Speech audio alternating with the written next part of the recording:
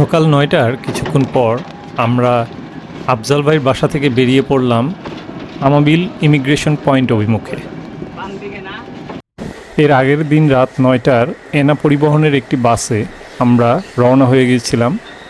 নোয়াখালী থেকে ছেড়ে আসা বাসটিতে জনপ্রতি ভাড়া পড়েছিল ৮৫০ টাকা। মাঝরাতে মাধবপুরের হাইওয়ে ইন রেস্তোরাঁয় একটা যাত্রা বিরতি দিয়ে বাসটি আমাদেরকে ভোর ৫টা নাগাদ জাফলংয়ের মামার বাজার এলাকায় নামিয়ে দিল।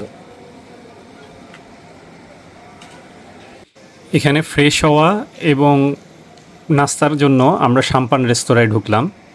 রেস্টুরেন্টটাতে কিছুটা শৈল্পিক ছাপ রয়েছে। এখানে কিছু কেবিন করা আছে। কেবিনগুলো বেশ পরিপাটি করে সাজানো, বিভিন্ন লেখনী পোস্টার দিয়ে সুসজ্জিত। চারপাশের সৌন্দর্য দেখতে দেখতে আমরা পৌঁছে গেলাম তামাবিল ইমিগ্রেশন পয়েন্টে। ইমিগ্রেশন ও কাস্টমসের কাজ শেষ করে আমরা এখন নোম্যান্স ল্যান্ডে। সব একটা অবস্থায় আছে, যান আগে যান। বর্ডার পার করতেই দেখলাম এই ধরনের বাগি আমাদের জন্য অপেক্ষায় আছে।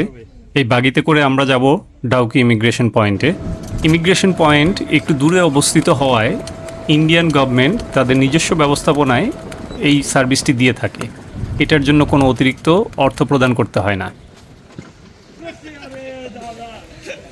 ইন্ডিয়ান প্রান্তের কাস্টমস ও ইমিগ্রেশন কাজ শেষ করে আমাদের জন্য অপেক্ষমান গাড়িতে চেপে বসলাম ডাউকি বাজারের উদ্দেশ্যে।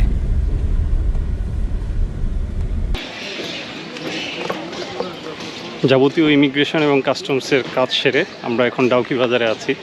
ডাউকি বাজারে আমরা মানি এক্সচেঞ্জ করে নিলাম। এখানে ডলারের রেট খারাপ, টাকা এক্সচেঞ্জ করতে হলে এটা ভালো রেট মোটামুটি, কিন্তু ডলারের রেট খুবই খারাপ। এই জন্য ডলার ভাঙাবো শিলংয়ে। এর পরের কাজ হচ্ছে আমাদের সিম রিচার্জ করা। সিম রিচার্জ করার জন্য আমরা একটি শপে যাচ্ছি। আমাদের কাছে আগে থেকেই সিম ছিল। ডাউকি বাজারের আনুষঙ্গিক সব কাজ সেরে আমরা এখন বেরিয়ে পড়লাম। আমাদের আগে থেকেই একটা গাড়ি রিজার্ভ করা ছিল 4 দিনের জন্য। বাংলাদেশ থাকতেই গাড়িটা আমরা রিজার্ভ করে আসি। আর তাই আমার মনে হয় বাংলাদেশ থেকে গাড়ি রিজার্ভ করে আসাটাই ওয়াইজ হবে, কারণ এখানে আপনি যদি ডেইলি বেসিসে গাড়ি ঠিক করতে যান আপনার অনেক সময় চলে যাবে এবং আপনি কনভেনিয়েন্ট ওয়েতে অনেক প্লেস মিস করে যাবেন, কনভেনিয়েন্ট ওয়েতে ঘুরতে পারবেন না। তো যাই হোক, আমরা এখন কোথায় যাচ্ছি কি করছি আপডেট দিচ্ছি আপনাদেরকে। আমরা এখন জাস্ট ডাউকি বাজার লিভ করছি। দাদাকে বুক করে এসেছিলাম আমরা। দাদা, আপনার নাম কি? আসলে আমার নামটা মকবুল আলম মজুমদার, কিন্তু ওয়ান মজুমদার বললে লোক আমাকে চিনে। তার মানে আপনি মুসলিম? মুসলিম আমি, হ্যাঁ। আচ্ছা আচ্ছা, এবং বাংলাও ভালো বলতে পারেন? একদম, খুব ভালো। আচ্ছা, তাহলে আমরা এখন ডাউকি বাজার থেকে কোথায় যাব? এখন ডাউকি বাজার থেকে বের হলাম আমরা। এবার শিলংপাটেংটা আমরা স্কিপ করে দেব, যাতে মানে সময়ের অভাব আমাদের। আচ্ছা, শিলংপাটেংটা স্কিপ করে আমরা কেরেংছড়ি ওয়াটারফলে চলে যাব। আচ্ছা আচ্ছা, আমরা এখন তাহলে কেরাংছড়ি ওয়াটারফলে যাচ্ছি। হ্যাঁ হ্যাঁ, ডাইরেক্ট আমরা কেরেংছড়ি ওয়াটারফলে চলে যাব। আচ্ছা আচ্ছা, এখন ইন্ডিয়ান সময় 10টা 30। আমরা ছুটে চলছি কেরাংছড়ি ওয়াটারফলসের দিকে।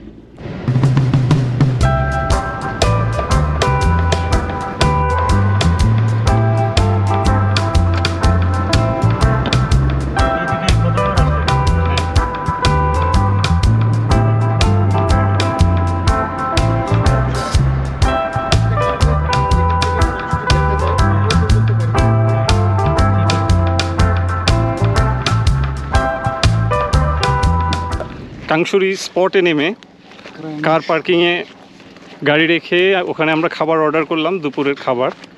এখন যাচ্ছি কাংশুরিতে ঝাপাঝাপি করতে। তো ন্যাচারাল সুইমিং পুল আছে ওখানে, এমনি ওয়াটারফলস সাথে ন্যাচারাল সুইমিং পুল। দেখা যাক কতটুকু ন্যাচারাল। আবার এখানে একটা জিপ লাইনারও রয়েছে। তো জিপ লাইনারটা আজকে যদি জিপ লাইনার করতে পারি তাহলে আমাদের টাইম শিডিউলে অনেক টাইম সেভ হয়ে যাবে। দেখা যাক কতটুকু কি করতে পারি। কাংশুরি যাওয়ার পথে এরকম দোকান পড়বে। কাংশুরি রুট।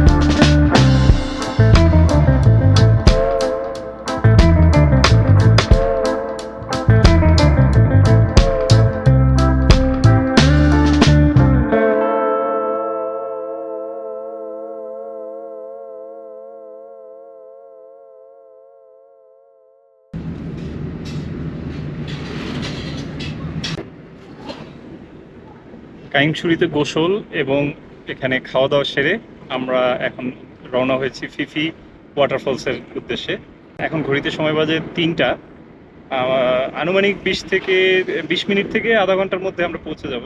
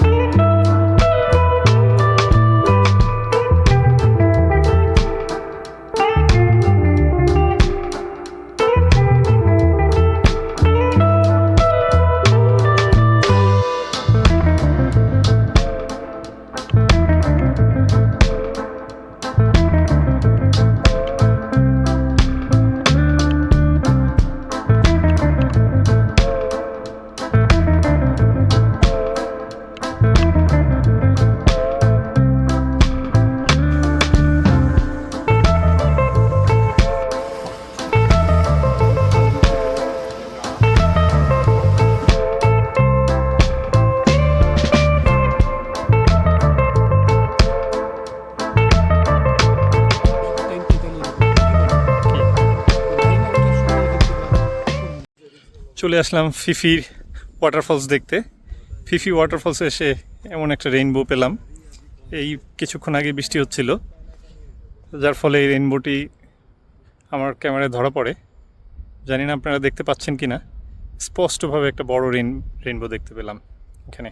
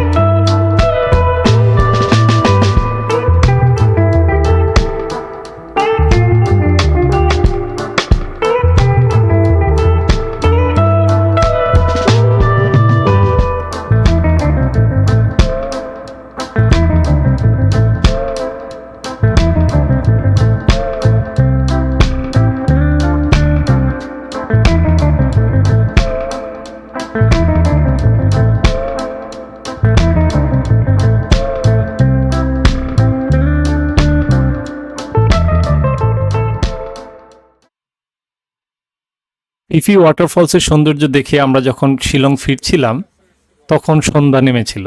শিলং শহরের কিছুটা আগে একটা ভিউ পয়েন্ট পেলাম। রাতের অন্ধকারে শিলং শহরের লাইটগুলো যেন জোনাকি পোকার মতো জ্বলছিল, দেখতে খুব ভালো লাগছিল।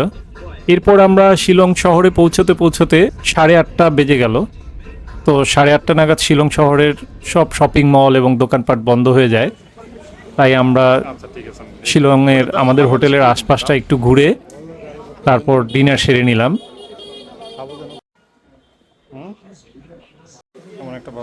ডিনারের পর হাঁটতে হাঁটতে আমরা গিয়ে খেলাম মটকা চা। চাটা বেশ সুস্বাদু ছিল। চাটা খেয়েছিলাম জেলখানা রোডে। তারপর চলে গেলাম সোজা হোটেলে। এইভাবেই আমাদের মেঘালয় ট্যুরের প্রথম দিনটি কেটে গেল।